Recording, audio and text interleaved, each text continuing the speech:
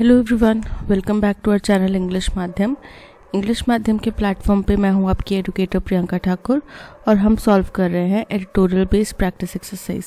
Start करते हैं आज का session with thought of the day, that is hard work and dedication are the key to success. यानी कि सफलता और मेहनत से ही, सफलता जो है वो मेहनत और डेडिकेशन यानी कि आपका दृढ़ निश्चय जो है, किस तरफ जो भी आप मेहनत कर रहे हैं, जिस भी चीज़ के लिए आप प्रिपेयर कर रहे हैं उसकी तरफ, इन दोनों चीज़ों का समावेश क्या है, इन दोनों चीज़ों का सम अप क्या है, सक्सेस की चाबी। ठीक है, तो स्टार्ट करते हैं आज का session of reading comprehension and practice exercise for SSC CGL 2024। सबसे पहले जैसे आपको पेपर में सॉल्व करना है, आज हम उस तरीके से करते हैं। क्या करेंगे, पहले जाके हम क्वेश्चंस पढ़ेंगे। क्यों? ताकि हमें कीवर्ड्स और की पॉइंट्स मिल जाए। ठीक है, सबसे पहला क्वेश्चन है टोन ऑफ द पैसेज। अब टोन ऑफ द पैसेज में आपको कोई कीवर्ड या की पॉइंट नहीं मिलेगा, ठीक है, तो इस क्वेश्चन को छोड़ो। अगर क्वेश्चन हो थीम ऑफ द पैसेज तो उस क्वेश्चन में भी कोई कीवर्ड की पॉइंट नहीं मिलेगा, तो आपको उसको भी छोड़ना है, आगे बढ़ना है। तो टोन ऑफ द पैसेज है, छोड़ो, आगे बढ़ो। मेन थीम, आगे बढ़ो। According to the Indian meteorological department IMD, which of the following statements is true regarding the expected heat waves in India this summer? यानी कि इस समर में, अब की गर्मियों में हिंदुस्तान में हीट वेव्स के बारे में कौन सी स्टेटमेंट करेक्ट है इंडिया मेट्रोलॉजिकल डिपार्टमेंट के द्वारा। यानी कि IMD ने जो स्टेटमेंट दी है हीट वेव्स के रिगार्डिंग, हमें उसको ध्यान में रखना है। ठीक है, What is the potential impact of El Nino on India's climate as described in the passage? यानी कि एल नीनो का पोटेंशियल इम्पैक्ट हिंदुस्तान के क्लाइमेट के ऊपर, जहाँ कहीं भी मेंशन किया होगा हमें वो देखना है। What suggestion has been made to mitigate मतलब कम करना। क्या कम करना? The risk associated with conducting elections during the hotter months in India। यानी कि ज़्यादा गर्मियों के दौरान में इलेक्शंस कंडक्ट करवाने से जो हेल्थ रिस्क होते हैं, जो लोगों की जान को रिस्क होता है, उसको कम करने के लिए क्या सुझाव दिए गए हैं। ठीक है, ये अलग क्वेश्चन है। तो 5 क्वेश्चन हो गए, अब चलते हैं पैसेज की तरफ। लार्ज गैदरिंग्स पॉलिटिकल और not must be avoided in summer. बोल रहे हैं गर्मियों के दौरान में बड़ी ज़्यादा भीड़ भाड़, बड़ा ज़्यादा जन समूह इकट्ठा होना, चाहे पॉलिटिकल पर्पस से हो चाहे ना हो, अवॉइड करना चाहिए। ठीक है, with the advent of summer, जैसे ही समर का, गर्मियों का आगाज़ हो रहा है, आगमन हो रहा है, the India meteorological department has warned that more heat waves are likely than last year. कि पिछले साल के मुकाबले में इस साल ज़्यादा गर्मियाँ होंगी, हीट वेव्स ज़्यादा होंगी, तो यही चेतावनी दी है। तो जो पहला क्वेश्चन था हमारा, उसका आंसर हमें यहाँ पे मिल रहा है। Andhra Pradesh, Gujarat and Maharashtra are expected to be particularly vulnerable. ज़्यादा रिस्क पे कौन होंगे? आंध्र प्रदेश, गुजरात और महाराष्ट्र जो है वो खास तौर पे ज़्यादा संवेदनशील होंगे, ज़्यादा रिस्क पर होंगे। ठीक है, heat wave days are defined as when day temperature in a place are at least 4.5 degrees Celsius above normal or greater than 45 degrees Celsius on 2 consecutive days। बोल रहे हैं हीट वेव, जो हम बोल रहे हैं कि हीट वेव्स होंगी, ज़्यादा हीट वेव्स होंगी। हीट वेव्स क्या होता है? हीट वेव उन दिनों को कहा जाता है जब जो टेम्परेचर है किसी भी जगह के, जैसे मान लो आप राजस्थान में रहते हैं, राजस्थान में आम तौर पे मान लो टेम्परेचर 38 रहता है, लेकिन अगर उस 38 में प्लस 4.5 हम कर दें तो वो जो टेम्परेचर होगा, वो जो दिन होगा, उसको हम हीट वेव डे कहेंगे। ठीक है, यानी कि सामान्य से जब 4.5 डिग्री सेल्सियस अधिक टेम्परेचर होता है किसी भी जगह पे, तो उसको हम हीट वेव डेज बोलते हैं। या फिर दूसरा तरीका क्या है कि लगातार 2 दिनों के लिए 45 डिग्री से ऊपर अगर टेम्परेचर जाए तो उसको हम हीट वेव डेज कहते हैं। ठीक है, फॉर सेवरल ईयर्स, अभी काफ़ी सालों से, ऑन द ट्रॉट नाउ, मतलब ऑन द ट्रॉट का मतलब होता है लगातार बना हुआ है, निरंतर बना हुआ है, कंटिन्यूस है। The IMD has been forecasting hotter summers. कि पिछले कुछ सालों से अब लगातार IMD जो है ज़्यादा भयानक गर्मियाँ ही बता रहे हैं, फॉरकास्ट कर रहे हैं। पिछले साल से और ज़्यादा गर्मी होगी, पिछले साल से और ज़्यादा गर्मी होगी, हर साल यही बोल रहे हैं। The causes are multifold. अब इसके मल्टीफोल्ड मतलब बहुत हैं, इसके जो कारण हैं वो बहुत हैं। India is battling an El Nino wave. अभी आपको पता है एल नीनो इफेक्ट से हिंदुस्तान जो है वो जूझ रहा है। क्या होता है El Nino effect?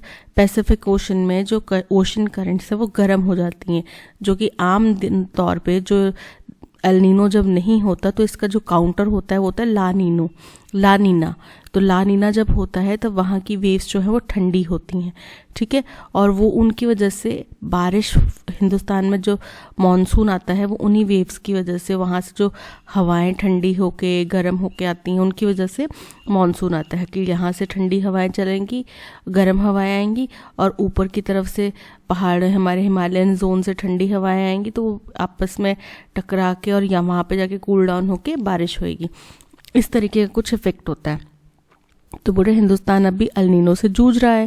That in most year, जो जिसमें एल नीनो 10 साल का शायद स्पैन होता है, जिसमें ज़्यादातर सालों में ड्राइज अप रेनफॉल कम हो जाती है and contributes to elevated temperatures, और टेम्परेचर जो है वो बढ़ जाता है, ठीक है। किस में होता है ये? एल नीनो के दौर में होता है। दो the El Nino and its converse La Nina बोल रहे हैं, हालांकि एल नीनो और उसका जो कन्वर्स यानी कि उल्टा है, उल्टा कौन है उसका? ला नीना, आर साइक्लिक। ये साइक्लिक प्रक्रिया है, ऐसा नहीं है कि पहली बार दुनिया में हो रहा है या ग्लोबल वार्मिंग की वजह से हो रहा है, ऐसा नहीं है भाई। साइक्लिक प्रोसेस है। 10 साल एल नीनो रहेगा और उसके बाद में ला नीना का जो टाइम स्पैन होगा उतना आएगा। जैसे कि हमारा वेदर होता है, सीजन्स होते हैं कि गर्मियाँ आएंगी, पतझड़ आएगा, सर्दियाँ आएंगी, वो सीजनल चलता है ना, साइक्लिक प्रोसेस है।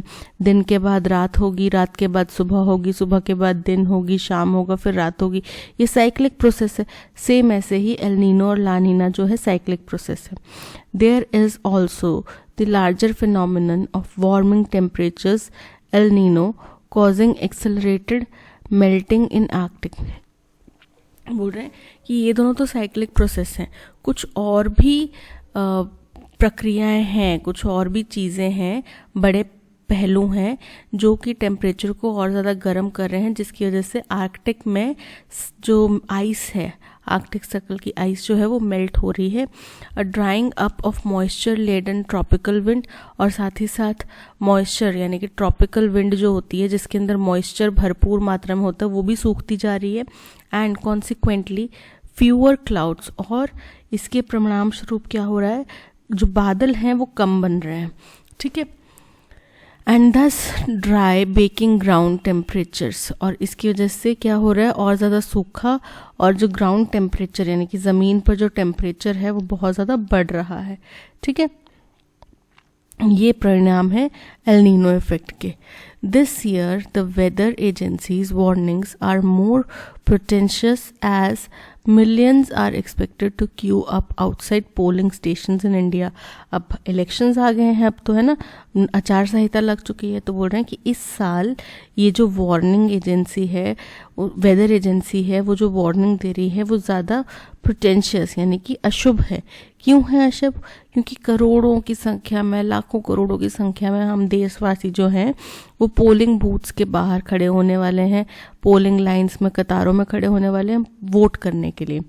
इन India over several afternoons in April and May, अप्रैल और मई के महीने में ही है, 4 मई तक लगी हुई है आचार संहिता, तो 4 मई को रिजल्ट डिक्लेयर होंगे, 4 मई या जून, तो जून में जाके रिजल्ट डिक्लेयर होंगे, right.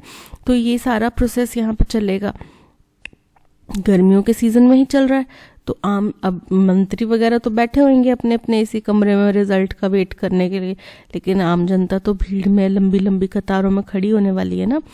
Last April at a midday open air public political function in Navi Mumbai, बोल रहे पिछले साल की एक घटना बता रहे हैं। पिछले साल बीच दोपहरी में खुले मैदान में एक पब्लिक गैदरिंग की गई थी, एक पॉलिटिकल फंक्शन था जिसमें बहुत भीड़ इकट्ठा हुई थी। कहाँ पर हुआ था ये फंक्शन? नवी मुंबई में। 12 people died due to dehydration, उसमें 12 लोगों की जान चलेगी डिहाइड्रेशन की वजह से। डिहाइड्रेशन क्या होता है कि आपकी बॉडी से जो पानी है वो पसीने के रूप में, यूरिन के रूप में निकल जाता है, लेकिन आप उस पानी को वापस से कंज्यूम नहीं करते, जिससे कि बॉडी में पानी की कमी हो जाती है। And 600 had to be hospitalised, और 600 लोगों को हॉस्पिटल में भर्ती कराना पड़ा था उस दिन में, ठीक है। Some of the speakers, in fact, congratulated the crowd for braving the heat before the disaster unfolded.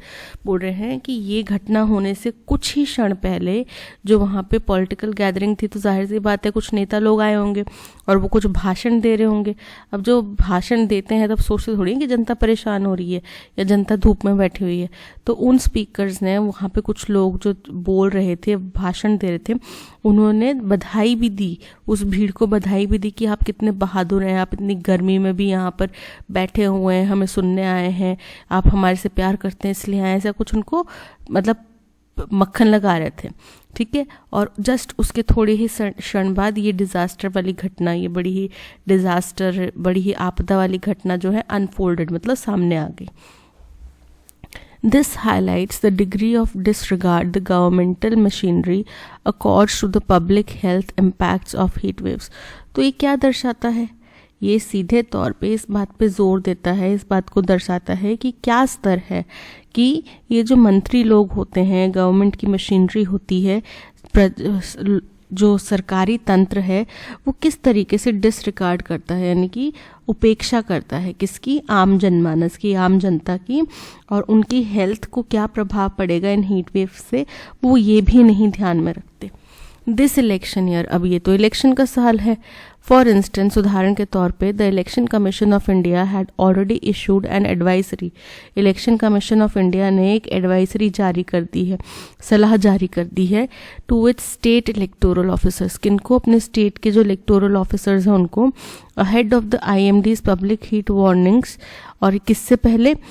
IMD की जो पब्लिक हीट वार्निंग है उससे पहले उन्होंने ये जारी कर दिया था. क्या कहा? To prepare for the polls amid blistering heat, कि आप पोल की तैयारी इतनी चकचकाती, प्रचंड चहचहाती धूप के बीच में, प्रचंड धूप के बीच में आप पोल्स की तैयारी करो. ये उन्होंने आदेश जारी कर दिया. तो इससे पता चलता है कि वो लोगों के लिए बिल्कुल भी कंसर्न नहीं है. The trouble is that these advisories are too generic. और उन्होंने बोला कि लेकिन ये जो परेशानी की बात क्या है कि ये जो एडवाइजरी जारी करी है बहुत सामान्य है, जनरल है, कुछ इसमें स्पेसिफिक नहीं है. There is a perfunctory note to provide for oral rehydration supplements. बोल रहे हैं एक बेपरवाह सा, ढीला ढाला सा एक नोट आया है कि भाई ओरल ORS सॉल्यूशंस जो हैं वो रखे जाएं, ORS के सप्लीमेंट्स दिए जाएं. और माताओं को कहा गया कि भाई अपने बच्चों को लेके मत आइएगा पोलिंग, आप आइए, आप धूप में झुलसिए, बच्चों को मत लेके आइएगा क्योंकि उनकी जिम्मेदारी हम नहीं लेंगे. ठीक है, हमें बस अपने वोट से मतलब है, तो आप वोट देने ज़रूर आइएगा. बच्चे ने तो वोट देना नहीं है तो उनको मत लेकर आइए, उनकी हम जिम्मेदारी नहीं लेंगे. ठीक है, ये कह दिया है. There is no requirement that polling station prioritise cooling beyond the confines of the rooms where the officers are seated. बोल रहे हैं ऐसा कोई भी रिक्वायरमेंट, ऐसा कोई भी प्रावधान नहीं रखा गया कि पोलिंग स्टेशंस में जो कूलिंग है, कूलिंग यानी कि जो कूलर लगाया होगा, AC लगाया होगा, पंखा लगाया होगा, वो उस बंद कमरे के अंदर से बाहर जाए, बंद कमरे के दायरे से बाहर जाए जहाँ पे ऑफिसर्स बैठे होंगे. ठीक है, उस कमरे से बाहर उस ठंडक को जाने नहीं देना चाहते वो. There has been for many years a suggestion even by prominent politicians. बोल रहे हैं पिछले कई सालों से एक सलाह बार बार दी जा रही है बहुत बड़े बड़े पॉलिटिशियंस द्वारा. क्या है वो सलाह? For elections to be held in the relatively more clement months. बोल रहे हैं कि हम इलेक्शन को थोड़े सौम्य, थोड़े कम टेम्परेचर वाले महीनों में क्यों नहीं करवा सकते. ये वो बार बार सलाह दे रहे हैं कि हम इनको थोड़े कम गर्मी वाले या कम सर्दी वाले महीनों में इलेक्शंस को कंडक्ट करवाएं, जैसे कि months of February to March or October to November. But it is one that loses traction almost immediately after the polls. लेकिन ये एक ऐसी सलाह है जिसकी लोकप्रियता मतलब जो इलेक्शंस के दौर पे तो आप उनको बोल रहे होते हैं कि इस टाइम पे करवाने चाहिए, देखो इनको आपकी चिंता नहीं है, गलत टाइम पे करवा रहे हैं, हमारी पार्टी को आपकी चिंता है, हम तो ये सलाह दे रहे हैं. लेकिन जैसे ही इलेक्शन ख़त्म उसके बाद में इस बारे में कोई चर्चा भी नहीं होगी, क्योंकि नेताओं को भी बस हमसे तभी तक मतलब है जब तक उनको वोट नहीं मिला. एक बार उनके हाथ में वोट, फिर तू कौन और मैं कौन. India's size and logistical challenges have seen the electoral process innovate. India का जो साइज़ है और जो इसका लॉजिस्टिक से रिलेटेड जो लॉजिस्टिक क्या होता है कि भाई कुछ चीज़ को ऑर्गेनाइज करना, उसको इम्प्लीमेंट करना, तो इससे जुड़े हुए जो चैलेंजेस हैं वो have seen the electoral process innovate. उसने इलेक्शन की प्रक्रिया को इनोवेट होते हुए देखा है। कैसे? पहले हम बैलेट वोटिंग करते थे, फिर ईवीएम आ गए, फिर ईवीएम के साथ में अब वो जो रिसीट वाला जो सिस्टम है वो आ गया। ठीक है, तो मतलब वो इनोवेट हो रहा है। And adopt measures such as multi phase polling, और ऐसे तरीके हमने तैयार करे हैं जिसमें बहुत चरणों में, अलग अलग चरणों में चुनाव होते हैं। 4 चरणों के चुनाव होंगे, 5 चरणों के चुनाव होंगे, तो अलग अलग चरणों में चुनाव होते हैं।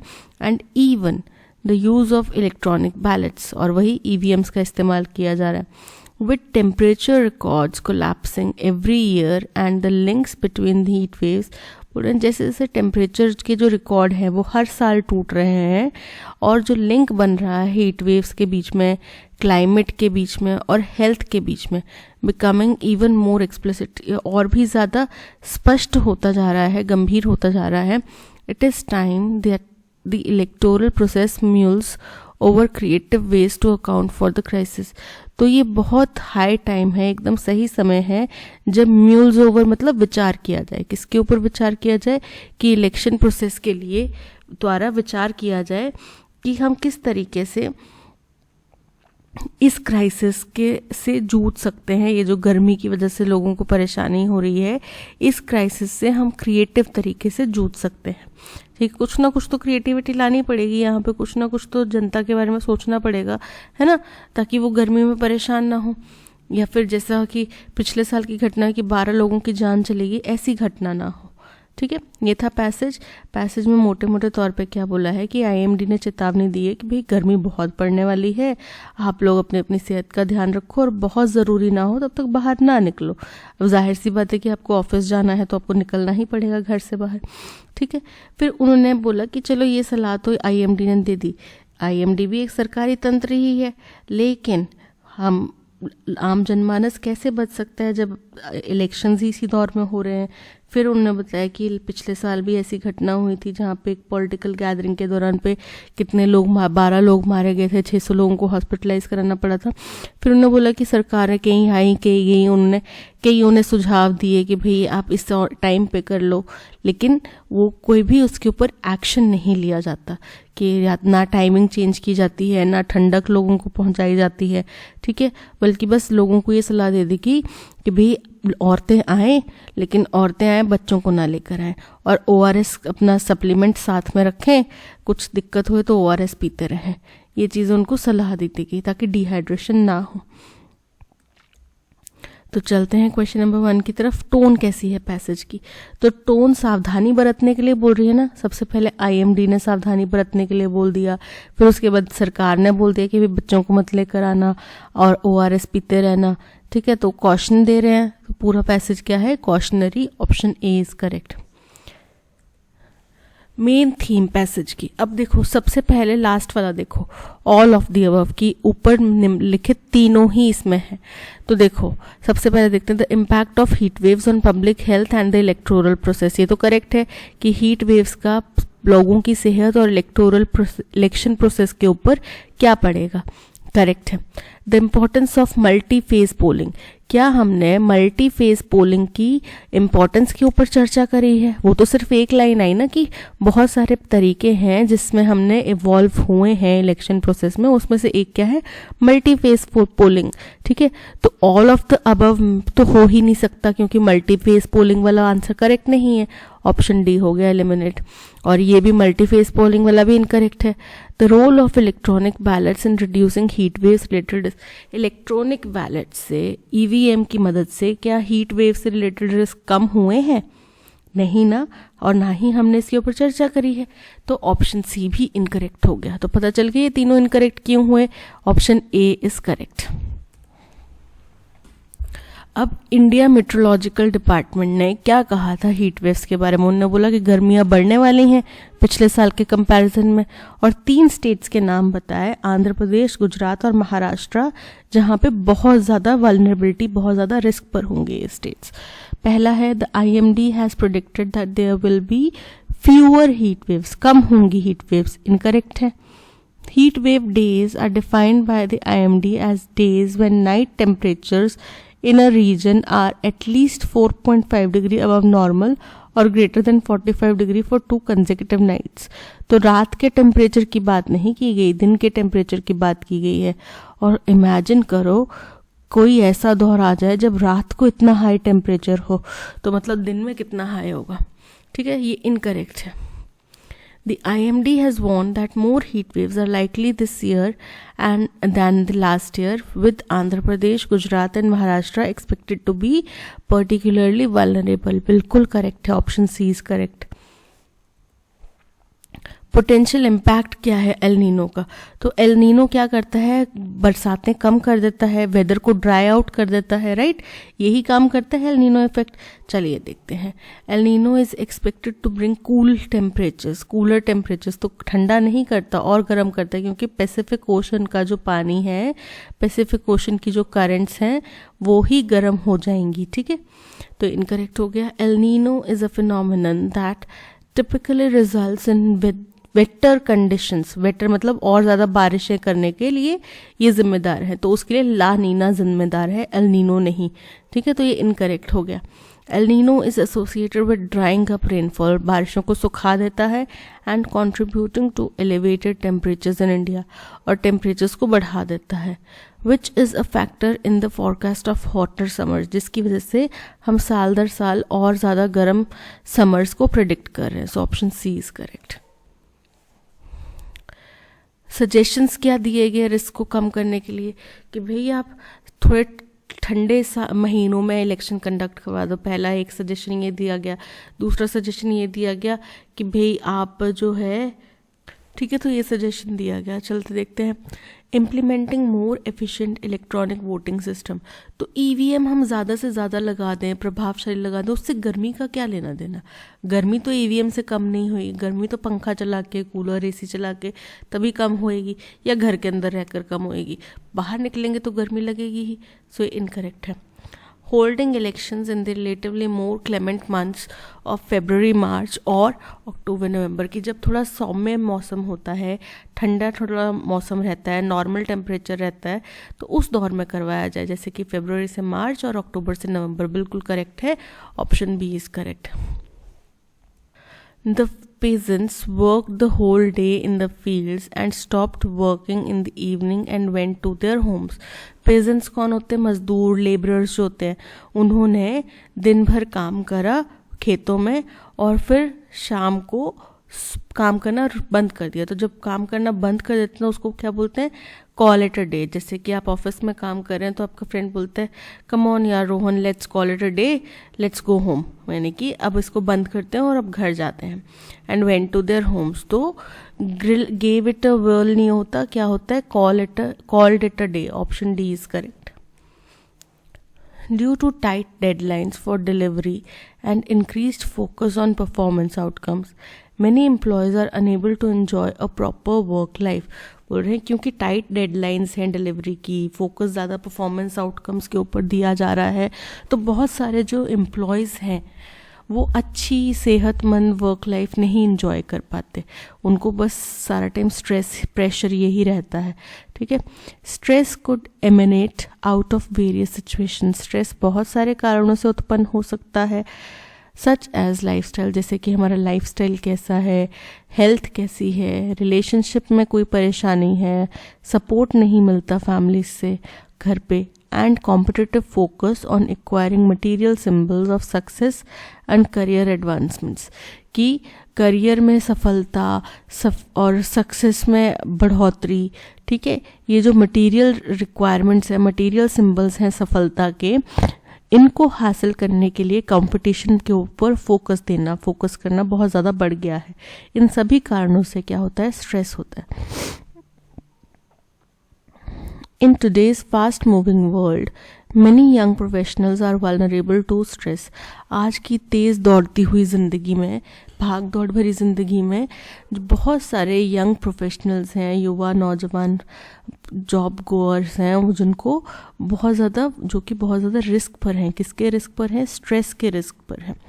तो ये हमारा फर्स्ट स्टेटमेंट होगा, क्योंकि यहाँ पे हम एक जेनरिक स्टेटमेंट बोल रहे हैं कि आज की इस भाग दौड़ भरी ज़िंदगी में लोग बड़े ज़्यादा स्ट्रेसफुल हैं.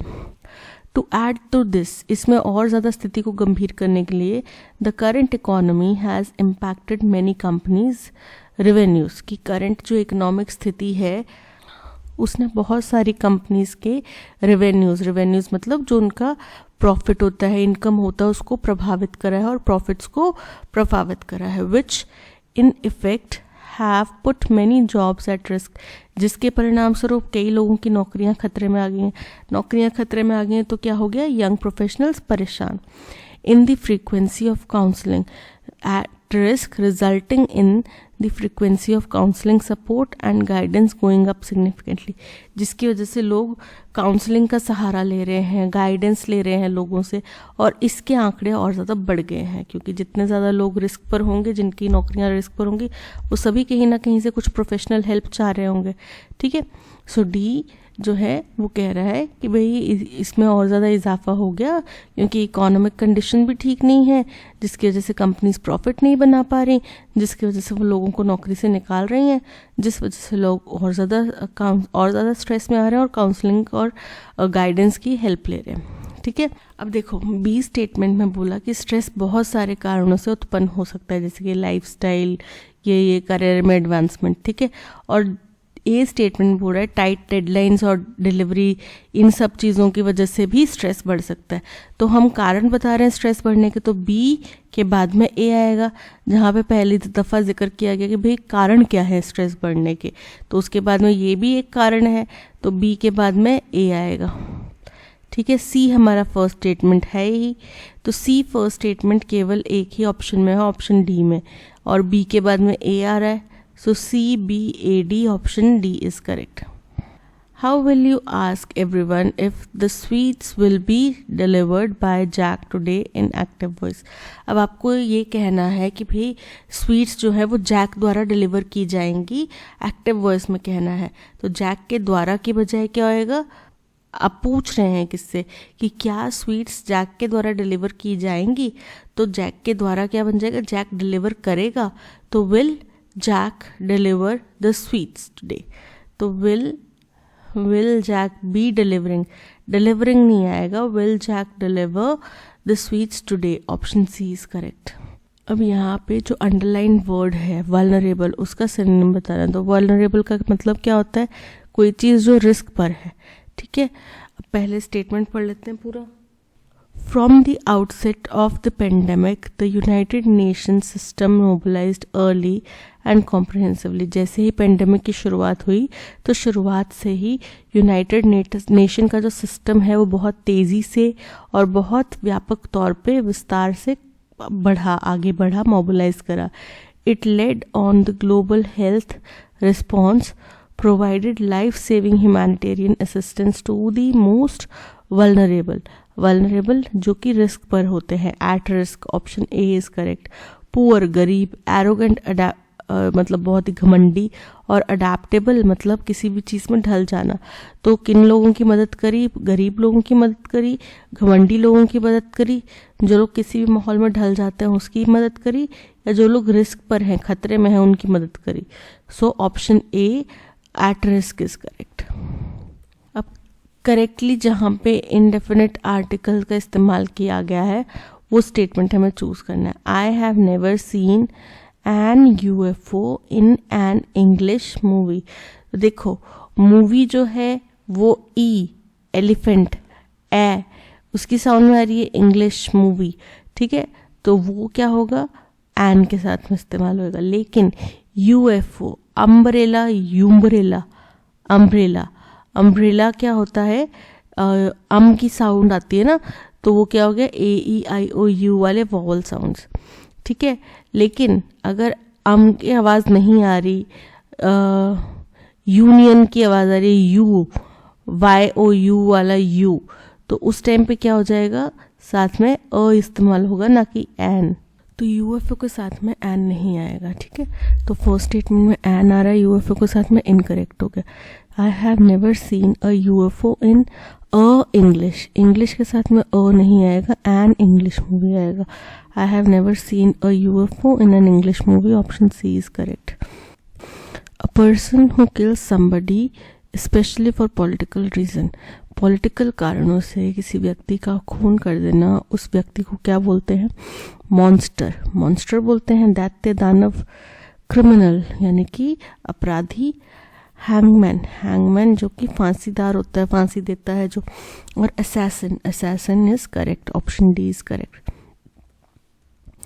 By killing a large number of people they thought they would get more benefits of the scheme, यानी कि बहुत सारे लोगों को मार के वो किसी स्कीम का बेनिफिट उठाना चाह रहे थे, उनको लगा कि हम ज़्यादा बेनिफिट उठा पाएंगे इससे, तो बहुत सारे लोगों को एक साथ मारना, हिटलर ने बहुत सारे लोगों को मारा था, तो उसने क्या किया था, जेनोसाइड, क्या किया था, जेनोसाइड, जनसंहार।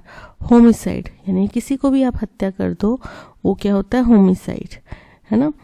सुसाइड, सुसाइड मतलब आत्महत्या करना, फीटिसाइड मतलब भ्रूण हत्या, जेनोसाइड मतलब लोगों की हत्या, बहुत सारे लोगों की हत्या, option D is correct.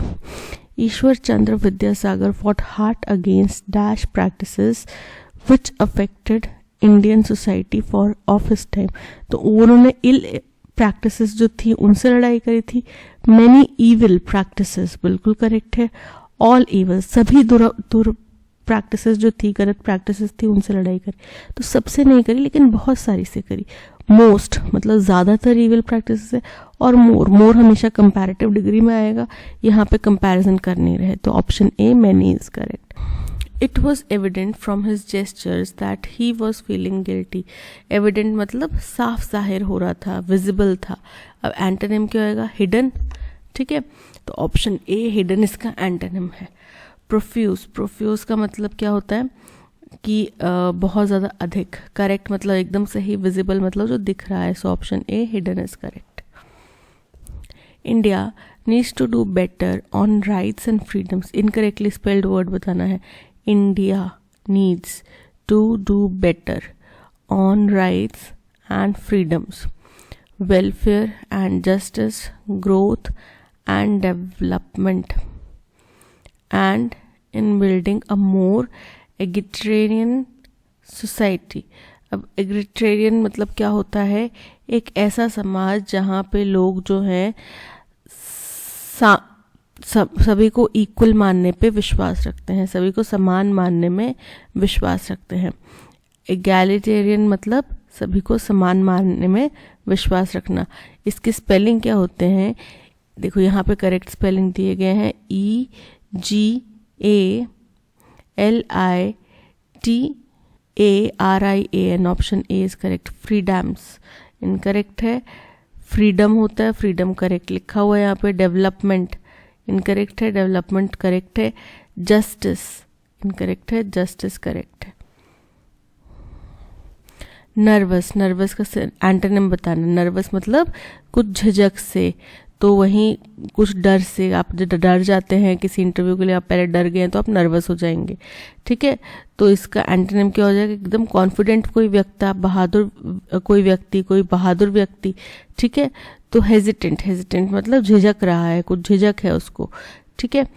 Shaky, shaky का मतलब होता है हिलता डुलता। करेजियस मतलब बहादुर। कैजुअल मतलब जो नॉर्मली साधारण तौर पे हमारा रहता है, तो यहाँ पे option C courageous is correct. Meticulous, meticulous का मतलब होता है बहुत ज़्यादा सतर्क। अब इसका एंटोनिम क्या होगा, हीडफुल मतलब सावधान। केयरफुल अगेन सावधान। केयरलेस लापरवाह, तो केयरफुल का एंटोनिम क्या होगा, लापरवाह। Option C is correct.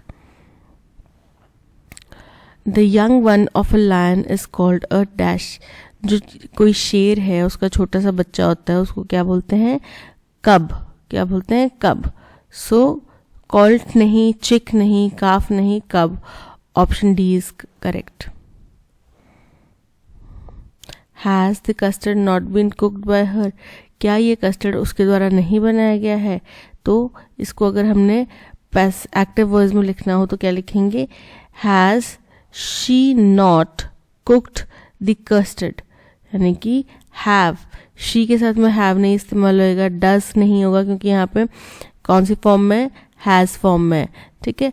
Has she cooked the custard, तो यहाँ पे नॉट आ रहा है साथ में, ठीक है, तो ये इनकरेक्ट हो जाएगा। Has she not cooked the custard, option D is correct. Hinder मतलब किसी चीज़ में रुकावट पैदा करना, रोकना, इसका एंटोनिम क्या होएगा, मॉनिटर, जांच करना, एड, सहायता करना, डोमेस्टिकेट मतलब किसी को पालतू बना लेना, ठीक है, और फोर्स मतलब मजबूर करना किसी को। तो रोकने का एंटोनिम क्या हो जाएगा, किसी चीज़ में सहायता करना, so option B is correct. Fountains are use today to decorate city, park and squares. बोल रहे हैं आजकल फाउंटेन्स का इस्तेमाल हम लोग शहरों को, पार्क्स को, जो चौराहे हैं उनको डेकोरेट करने के लिए करते हैं। टू ऑनर इंडिविजुअल्स, किसी को सम्मान देने के लिए करते हैं, और इवेंट्स या फिर किसी इवेंट के लिए हम इनका इस्तेमाल करते हैं। For recreation dash for entertainment, recreation purpose के लिए भी यूज़ किया जाता है और एंटरटेनमेंट पर्पस के लिए भी यूज़ किया जाता है। स्प्लैश पॉड और spray pool allows city residents to enter get wet and cool in summer. अब हिंदुस्तान में ये कंसेप्ट इतना ज़्यादा नहीं चलता, लेकिन बाहर के देशों में शहर के बीचों बीच चौराहे पे उन्होंने ना फाउंटेन्स, बहुत सारे फाउंटेन्स का एक सेट बना दिया होता है, जो रोड के अंदर हिडन होते हैं, उसके बाद में अचानक से ऊपर आते हैं, फाउंटेन स्प्रे करते हैं, फिर चले जाते हैं, ठीक है। ये सिस्टम जो है, इसके अलावा कई जगहों पे क्या होता है, दीवारों के, जब कोरोना टाइम था तब आपने देखा होगा कई जगहों पे प्रक्रिया लगा रखी थी कि आप गेट से एंटर करते थे तो आपके ऊपर वो स्प्रे कर देते थे जिससे कि आप डिसइंफेक्ट हो जाए, ठीक है। ऑटोमेटिक स्प्रे होता था एक पर्टिकुलर सेक्शन से एंट्री पॉइंट के पास में। सेम चीज़ यहाँ पे कह रहे हैं कि क्या बनाया जाता है, एंट्री पॉइंट्स के पास में वाटर स्प्रे सिस्टम बनाया जाता है, ठीक है। तो वो क्या हो गया, स्प्रे पूल या स्प्लैश पैड्स, जिससे क्या होता है लोग एकदम अपने आप को ठंडा ठंडा महसूस करते हैं। Musical fountain dash moving jets of water, uses moving jets of water हो सकता है कि म्यूजिकल फाउंटेन जो है वो जेट्स, पानी की जेट्स का इस्तेमाल करता है, कलर्ड लाइट्स का इस्तेमाल करता है और रिकॉर्डेड म्यूजिक का इस्तेमाल करता है। Controlled by a computer for dramatic efforts, जो कि कंप्यूटर सिस्टम के द्वारा कंट्रोल किया जाता है ताकि उसमें बहुत अच्छे अच्छे पैटर्न्स, अलग अलग पैटर्न्स बन सकें। Fountains can dash also be musical instruments played dash obstruction of one or more of their water jets. तो बोल रहे हैं कि फाउंटेन क्या कर सकते हैं, खुद भी म्यूजिकल इंस्ट्रूमेंट का कार्य कर सकते हैं, जो कि एक म्यूजिकल इंस्ट्रूमेंट की तरह बचेंगे। कब बचेंगे, जब उसके जो वाटर जेट्स हैं उनमें कुछ रुकावट आ जाए, उनमें अच्छे से फ्लो हो जाए, तो तब ये क्या करेंगे, खुद भी म्यूजिकल इंस्ट्रूमेंट की तरह बचेंगे। Drinking fountains provide fresh dash in the public buildings, parks and public spaces. तो ये जो पानी से भरे हुए फाउंटेन्स होते हैं, ये क्या करते हैं, एक फ्रेश शुरुआत देते हैं, फ्रेश पहलू देते हैं किसको, पब्लिक बिल्डिंग्स को और पार्क्स को और पब्लिक स्पेसेस को। सो ये था हमारा पैसेज। अब चलते हैं। Fountains are used today to decorate city, parks and squares, to honour individuals or events, for recreation dash, because for entertainment, for nor for entertainment and for entertainment yet for recreation and for entertainment। Option C is correct कि recreation के लिए और entertainment के लिए इस्तेमाल किया जाता है। Musical fountain dash moving jets of water, coloured lights and recorded music, इन सभी का समावेश होता है। बी कंबाइंड, कंबाइंस या कंबाइंड, तो musical fountain combines, musical fountain एक म्यूजिकल फाउंटेन की बात कर रहे हैं, ठीक है, उस म्यूजिकल फाउंटेन एक टाइप है उसकी बात कर रहे हैं, तो कंबाइंस सिंगुलर है म्यूजिकल फाउंटेन, तो कंबाइंस भी सिंगुलर में आएगा। Option C is correct. Fountain can dash also be, itself also be, themself also be, herself या himself। तो देखो herself और herself, himself और themself नहीं आएगा, क्योंकि ये किसके लिए इस्तेमाल होता है, लिविंग थिंग के लिए। फाउंटेन नॉन लिविंग थिंग है, तो क्या आएगा, itself also be, क्या हो सकता है, वो खुद भी अपने आप में म्यूजिकल इंस्ट्रूमेंट हो सकता है। So option A is correct. अब कैसे हो सकता है, played with obstruction of one or more of there, तो विद मतलब उसके साथ में, बाय मतलब उसके ज़रिए, तो अलग अलग उसके वाटर जेट से उनको रोक कर उसके ज़रिए वो कर सकता है ना. सो bye obstruction of one or more of their water jets. Drinking fountains provide fresh. Drinking fountains कौन से होते हैं? जो पानी के फुवारे नहीं होते, जो इंडिया में तो कम, लेकिन एयरपोर्ट्स वगैरह में देखा इस तरीके से पानी की धार उसमें बहती है. ठीक है, तो जो ड्रिंकिंग फाउंटेन्स होते हैं वो फ्रेश ड्रिंकिंग वाटर प्रोवाइड करते हैं पब्लिक एरिया में. फ्लो ऑफ मनी, पैसे का फ्लो प्रोवाइड करते हैं. Melodious music, positive thought, drinking water, तो वो ड्रिंकिंग वाटर पीने का पानी मुहैया कराते हैं पब्लिक बिल्डिंग्स में, पार्क्स में और पब्लिक स्पेसेस में. That's all. आज के सेशन में इतना ही. Thank you so much for watching. अगर कंटेंट पसंद आया हो तो लाइक, शेयर और सब्सक्राइब ज़रूर कीजिएगा. मिलते हैं नेक्स्ट सेशन में. Till then keep learning and keep practising. Bye bye.